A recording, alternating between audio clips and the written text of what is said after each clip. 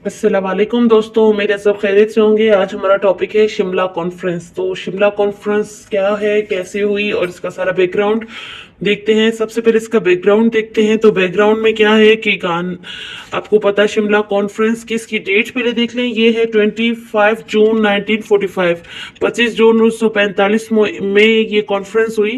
इसको शिमला कॉन्फ्रेंस कहते हैं। ये बेसिकली वीवल प्लान का नतीजा था। जब लॉर्ड वीवल ने अपना प्लान दिया तो उसके नतीजे में फिर उन्होंने एक डेलीगेशन बुलाया जिसपे उन्होंने बातचीत करनी थी। तो उस कॉन्फ्रेंस को जो डेलीगेशन शिमला के मुकाम पर आया और उस पर बातचीत हुई, तो उस कॉन्फ्रेंस को शिमला कॉन्फ्रेंस का नाम दिया जाता है। तो आपको इसका बैकग्राउंड पहले हम वीडियोस में बता चुके हैं।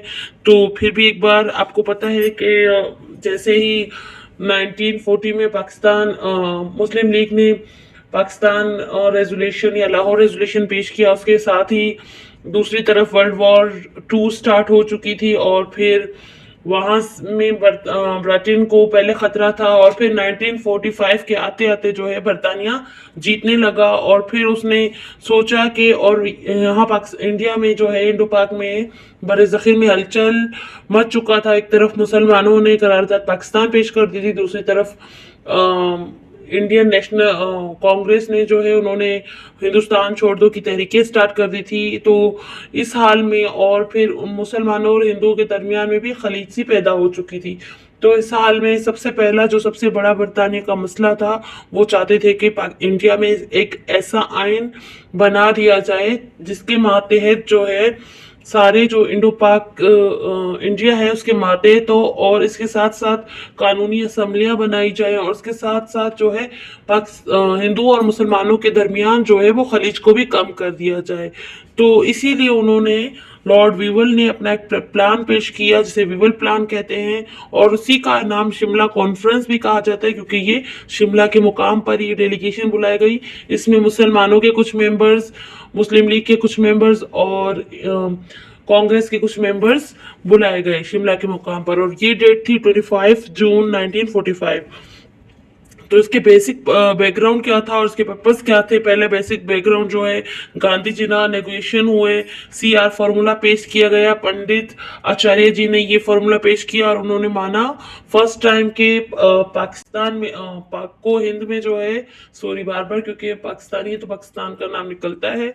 तो सीआर फॉर्मूला पेश किया कि पाको हिंद में जो है मुस्लिम वाकई में है, 8 करोड़ मुसलमान रहते हैं और इनके लिए जुदागाना जो है उनके लिए कुछ मतलब होना चाहिए। तो सीआर फॉर्मूला पेश किया गया। तो उसके बाद है वर्ल्ड वार 2 के, जो आपको बताया कि वो वर्ल्ड वार 2 1939 से स्टार्ट हुआ और 1945 स्टार्टिंग में जो है जापान बरतानिया को शिकस्त देता रहा। इसकी वजह से बरतानिया उसमें बिजी था और उसने कई प्रपोजल जैसे क्रिप्स मिशन वगैरह पेश किया। लेकिन बाद में 1945 के आते आते जो है फिर बरतानिया ने सक्सीड होना शुरू किया और फिर वो जो है आखिरकार बिलाखिर जो है वो जंग जीत गया।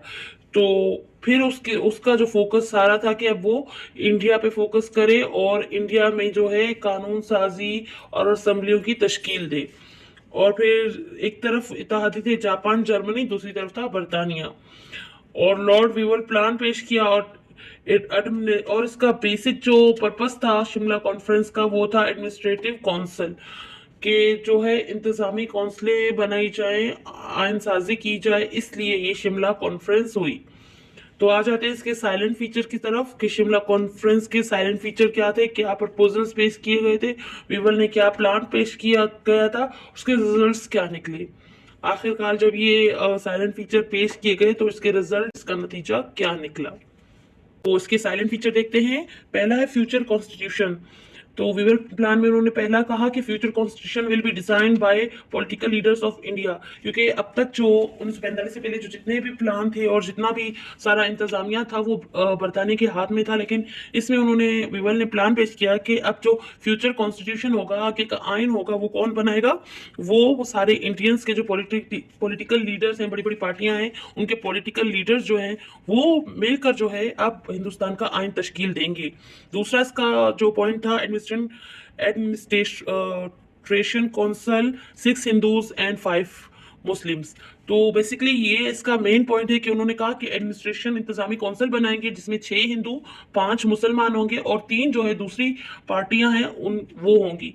तो जो दूसरी माइनॉरिटीज की पार्टियां हैं 3 उनसे मेंबर इलेक्ट किए जाएंगे, 5 इसमें मुस्लिम होंगे और 6 हिंदू होंगे। और आपको याद दिलाते चले कि इसके साथ साथ जब ये शिमला कॉन्फ्रेंस हुई थी तो सिर्फ मुस्लिम लीग या कांग्रेस को नहीं बुलाया गया था, इसके साथ साथ जो वहाँ की माइनॉरिटीज पार्टियां जैसे यूनियनिस्ट पार्टी वगैरह जो थी उनको भी वहाँ पे दावत दी गई थी। और ये जो कॉन्फ्रेंस है शिमला के मुकाम पर आई हुई इसलिए इसको शिमला कॉन्फ्रेंस कहते हैं। और इसी का दूसरा नाम विवल प्लान भी है क्योंकि लॉर्ड विवल ने जो है इसमें अपना एक प्लान पेश किया था जिसे विवल प्लान का नाम इन तजावीज को विवल प्लान भी कहते हैं। और ये 25 जून 1945 को शिमला के मुकाम पर ये बुलाया गया, इस पर डिस्कशन हुई तो इसलिए शिमला कॉन्फ्रेंस भी इसी को कहते हैं। तो इसमें पहले आपको बताया कि आइंदा जो फ्यूचर का होगा आपका आइन हिंदुस्तान का वो हिंदुस्तानी और पॉलिटिकल लीडर्स जो है वो बनाएंगे। इसके बाद जो है एडमिनिस्ट्रेशन काउंसिल जो है उसमें 6 हिंदू होंगे, इंतजामी काउंसिल में 6 हिंदू, 5 मुसलमान और 3 जो है दूसरे माइनॉरिटीज पार्टीज से होंगे। Governor general will be the head of governor general will be the head. उन्होंने कहा जो गवर्नर जनरल होगा वो बरतानिया का होगा, बाकी जो इनकी लीडर्स होंगे और बाकी जो ये पार्टीज होंगी ये सारे जो मेंबर्स होंगे वो इलेक्ट होकर वहीं से हिंदुस्तानियों में से ही इलेक्ट होकर ये पार्टीज बनाएंगे, इंतजामी काउंसिल बनाएंगे। लेकिन इसमें जो गवर्नर जनरल के अलावा तमाम जो मेंबर्स होंगे वो हिंदुस्तानी होंगी। माइनॉरिटी राइट्स का ख्याल किया जाएगा। Except commander and chief all members will be Indians. Commander of chief के अलावा तमाम जो मेंबर्स होंगे वो इंडियंस होंगे। तो फिर इस पे डिस्कशन हुआ और फिर बात कहाँ पर कांग्रेस और इसके रिजल्ट्स क्या हुए। कांग्रेस ने और जो नेशनल लीग सॉरी मुस्लिम लीग और कांग्रेस से इनकी मुशावरत हुई, बातचीत हुई। तो बात कहाँ पर आकर अटकी, 5 मुस्लिम, जबकि 5 मुस्लिम जो है मुस्लिम लीग चाहती थी कि वो खुद इलेक्ट करे क्योंकि मुस्लिम लीग चाहती थी कि वो उनका दावा था कि वो मुसलमानों की नुमाइंदा जमात है, जबकि लॉर्ड विवल ने और कांग्रेस ही चाहती थी कि 4 मेंबर्स तो मुस्लिम लीग इलेक्ट करे लेकिन एक मेंबर मुस्लिम लीग का मुसलमानों का वो अब्दुल कलाम आज़ाद का नाम तजवीज़ किया गया कांग्रेस की तरफ से, जबकि यूनियनिस्ट पार्टी के खिजर हयात साहब का नाम विवल की तरफ से पेश किया गया। लेकिन मुस्लिम लीग इस बात पे नहीं मानी, कायदे आज़म इस बात पे नहीं माने क्योंकि वो जानते थे अगर वो ये मान ले तो सिर्फ पाकिस्तान का जो ख्वाब है उनका वो अधूरा रह जाएगा। क्योंकि होगा ये जब वो कह देंगे और ये मान लेंगे कि 5वां मेंबर जो है वो मुस्लिम किसी दूसरी पार्टी से होगा तो फिर ये कहा जाएगा फ्यूचर में कि पाकिस्तान की जो डिमांड है वो सिर्फ एक पार्टी की डिमांड है। लेकिन क्योंकि पाकिस्तान तमाम मुसलमानों का ख्वाब था इसलिए वो इस बात पे बने रहे कि उन्हें 5 जो मुसलमान होंगे वो मुस्लिम लीग से ही होंगे और उनको मुस्लिम लीग ही नामजद करेगी। तो इस बात पर आकर ये जो है बिना किसी नताइज के ये कॉन्फ्रेंस ऐसे ही ख़त्म हो गई। और फिर बात ये आ गई कि कायदे आज़म की ज़िद की वजह से विवल प्लान जो है नाकाम हुआ। तो उसके रिजल्ट्स क्या हुए कि इसे जो है कायदे आज़म ने रिजेक्ट कर दिया। आई होप आपको क्लियर होगा और आपको समझ आया होगा। और अगर आप हमारे चैनल पर नए हैं तो काइंडली सब्सक्राइब करना ना भूलें, लाइक करें और शेयर करें। तो मिलते हैं नेक्स्ट वीडियो में, तब तक के लिए अल्लाह हाफिज़।